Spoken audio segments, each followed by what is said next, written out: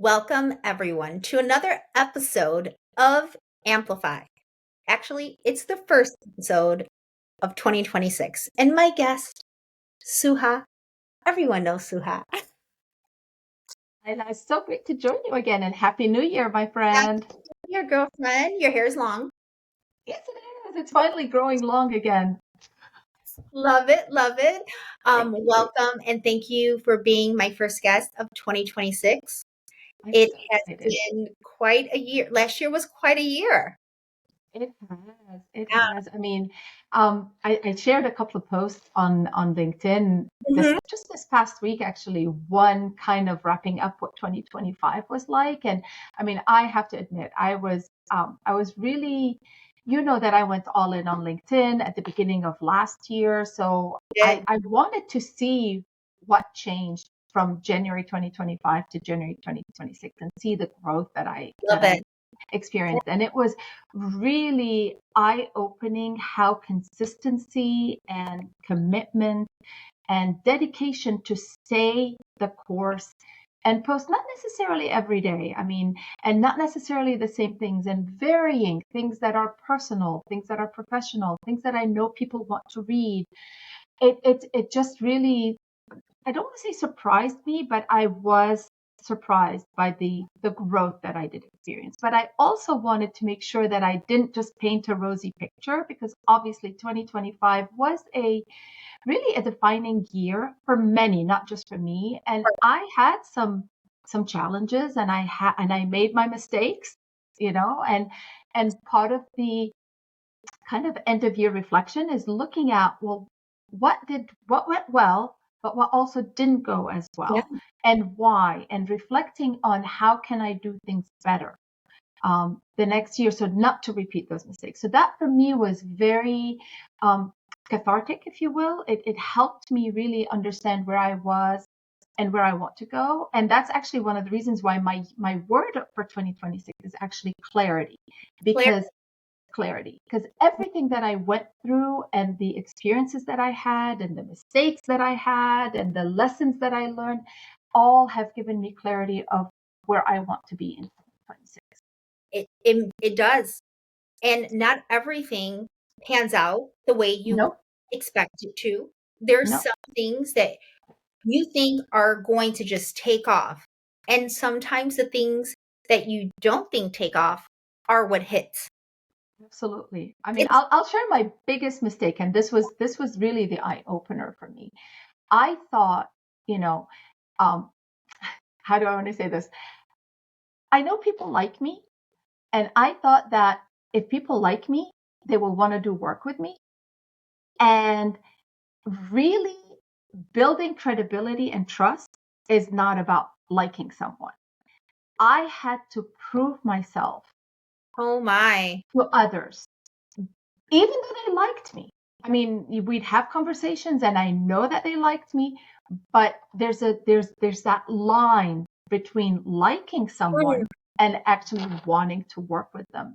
And trust and credibility are really key in our industry. And just okay. because they liked me and they know what I do and that I'm good at it doesn't mean that they're going to turn around and hire me and work with me as a consultant or as an advisor. And that was probably one of my hardest lessons in 2025, knowing the Wow. difference and building that trust and credibility. And I'm fortunate. I'm the first one to say that I'm very fortunate. I've been able to speak on national stages. I've been Yes. able to speak on local stages. I've run workshops. I've been on podcasts and webinars, and that has really built the credibility. But earlier in the year, when I first started really going all in, it was a real uphill climb to make sure that people not just liked me, but actually I have built the right credibility and the trust for people to want to work with me. Yeah. I, my goodness. That was a hard one for me to come to terms with, by the way, because we always think, oh, they like me. Of course, they're going to want to Yeah, work with they're me. going to work with me. They like me, but it really just isn't because they like you. It's the trust and the credibility, like you Yeah. said. Um, and all of that it's the consistency. You get to the trust and the credibility because you're consistent Yeah. with your service, with your messaging. Yeah. It does all tie in together, and it could be an extreme balancing act. It is. I mean, and especially in a year where there Mhm. was a lot of fractionals like myself who came about, who came Yeah, into the industry yeah, because of the defining year that we had, if you will.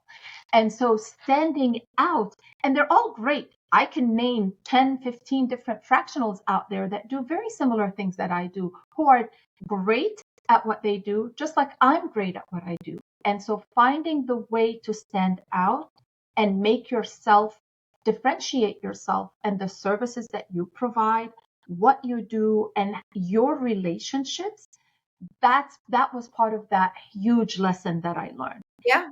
Is how do you go about doing that? Got it. Especially when you're on your own and you don't have a machine behind you that's Nope. spitting out marketing stuff and spitting out business development and doing all of that work on your behalf. Yeah, just you. So, It's yeah. just you, and I completely understand. So now that you had clarity and 2025 is behind us, what are you hearing for 2026? Ooh, that's a great question. I Mhm. tell you, that is a Yeah. great question. Um, I- One of the things I posted about today actually is the things that I'm hearing. And I was actually quite surprised because I got DMs over the holidays from people in the industry. Okay. People are not really asking what AI tool should I buy. They're really looking at, are we actually ready? And I'm not talking about the big organizations. I'm not talking about the big banks. I'm talking about your small and medium-sized community banks, credit unions, IMBs, even real estate brokerages who know that their people have to be not necessarily fluent, but have to be AI ready. And they've really heard the message that technology is not what's going to solve everything. It's an amplifier, it's a tool, but it's not going to solve everything. Your people are the ones who are going to solve everything. And Oh, so, yes. you know, Yes. I mean, and so being human centric and knowing how you prepare your Yeah. people, that's what I'm hearing a lot is how do I take the human and add the AI to create that success formula that I'm looking for. Many of them are realizing as they're looking at their workflows and they're looking at their processes that roles are changing, new roles are going to come up, Oh, and yeah. I think 2026 is going to be a year where you see that kind of explode, honestly. Because I think a lot of people are beginning to realize that we need to shift and put the focus on the people that we have and make sure that we are giving them the tools and the knowledge and the education and the expertise so that they can do their job well. Yeah. Um, Not I'm starting to focus. Sorry, I'm it's starting okay. to No, focus a no, no. little bit more on the smaller individual Okay. organizations that don't have those huge budgets and huge teams behind them, because they're the ones who I don't want to say are struggling, but they're trying to find their feet. They're trying to balance what they have with where they need to go. Yeah. And so that competition is getting, I don't want to say fierce, but it's bubbling. Yeah. And so helping them understand how they move forward in 2026, that has really been my focus lately is how do I help my clients, these organizations, get AI ready? Because that really is critical. If you think about it, 2030 is right around the corner. That's in 4 years. Don't even 2030, it's right around the corner. And where are we going to be as an industry? Where are we going to be as individuals when that clock turns yeah. midnight on 2030? That's very critical. There's a lot of talk about mergers and acquisitions and who's going to be here in 2027 and who's not. This is the time to start preparing. And I think that's what I'm hearing. That's what I'm seeing for 2026. And I agree with you with AI is not a replacement. It's an amplify, right? To the people. Yeah. And you have to get ready. Things have changed already. Things not only before it was like things are changing. No, they're not changing. They have changed. Absolutely. And if you did not prepare for that change that has already happened, well, you're behind. You're behind. I mean, I'm going to say it. You're behind already. But I don't want to scare people. Yes. You may be behind, but you are still in the chase, in the game, but you have to do something about it. Yeah. This is the time to say, I need to prepare my workforce. I need to prepare. Because I always talk about, you've got, when we look at the technology, you've got the enterprise side and you've got the individual, the team member side. And those two are very different in how you prepare and what you do to get your enterprise ready and to get the person, the human who's going to use the tool that you have. I think we talked about the people, the process, and the product. And those three things together is what creates AI readiness. I love it. And I'm going to have to use that AI readiness. I'm going to have to use that for Suha. As we wrap up, really quickly, what conferences are you hitting up? Oh, I'm so excited. So I've got a couple of things coming up. I've got a couple of regional conferences. I'm actually going to be at the Houston MBA. I'm speaking on AI there, obviously. Of course. That's going to be in January. Good. I also have, I'm going to be at IMB. I'm actually invited to the Empower lunch. We're going to be a panel talking on mentorship. As you know, my book is coming out on mentorship in January. So that's perfect timing.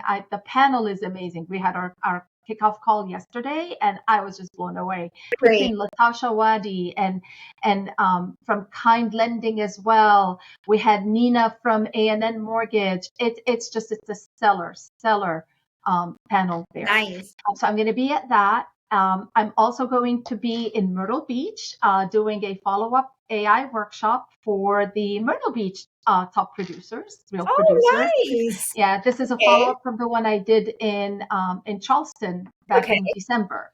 And I also may be going to Tennessee. We're in talks for this one is a private organization. They've invited me to come in and do a workshop for their team specifically. So I'm very excited. There's a couple of things happening in this first quarter from speaking engagement. And obviously there's a couple of podcasts that I'll be on as well. So awesome. We are looking forward to it. And thank you always for sharing, what you've learned and what you're hearing for 2026 and where you're going to be. And again, Suha and I are definitely in collaboration for 2026. As solopreneurs, we definitely lift each other up. So you will see us together for 2026. And with that, thank you for watching another episode of Amplify, where we like to highlight and spotlight fancy people and ladies like Suha. Thanks for watching. Thank you so much. Bye.